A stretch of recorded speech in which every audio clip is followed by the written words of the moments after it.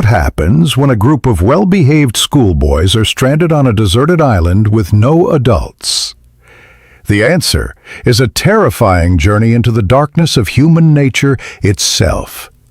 Our story begins after a plane crash during a wartime evacuation, which leaves a group of British schoolboys as the sole survivors on a tropical, uninhabited island. At first, things are hopeful. Two boys, the charismatic and responsible Ralph and the intelligent but physically weak boy nicknamed Piggy, find a conch shell. When Ralph blows it like a trumpet, the surviving boys gather, and they elect him as their chief. Ralph's main goal is to maintain a signal fire on the mountain to attract rescuers. His authority is immediately challenged by Jack Meridew, the aggressive leader of the school's choir. Jack is obsessed with hunting the island's wild pigs. This creates the central conflict of the story. Ralph represents civilization, order, and hope, while Jack represents savagery, violence, and the thrill of the hunt. As time passes, the boys' attempts at building a society crumble.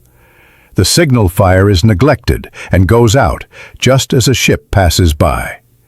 Fear begins to grip the group, especially the younger boys, who become terrified of a mysterious beast they believe lives on the island.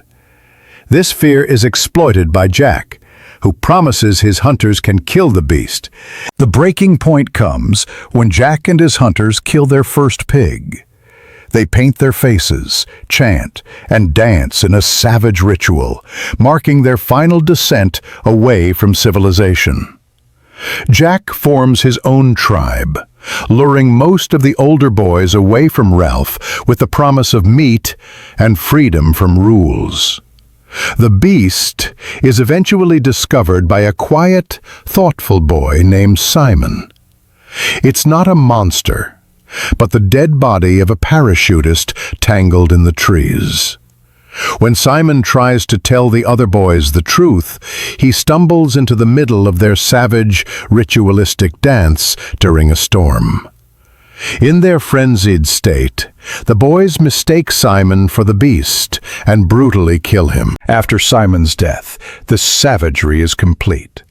Jack's tribe raids Ralph's camp and steals Piggy's glasses, the last piece of technology on the island, to make fire. When Ralph, Piggy, and their few remaining allies go to Jack's camp to reason with them and retrieve the glasses, Jack's sadistic second-in-command, Roger, drops a massive boulder from a cliff, killing Piggy and shattering the conch shell, the final symbol of order. Now a tribe of savages, the boys begin a terrifying hunt for the last remaining symbol of the old world, Ralph.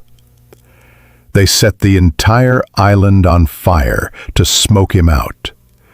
A terrified Ralph runs for his life, eventually stumbling onto the beach, where he collapses in exhaustion. He looks up to see a British naval officer standing over him. An adult has finally arrived. The officer sees the painted savage boys and the burning island, and assumes they were just having fun and games.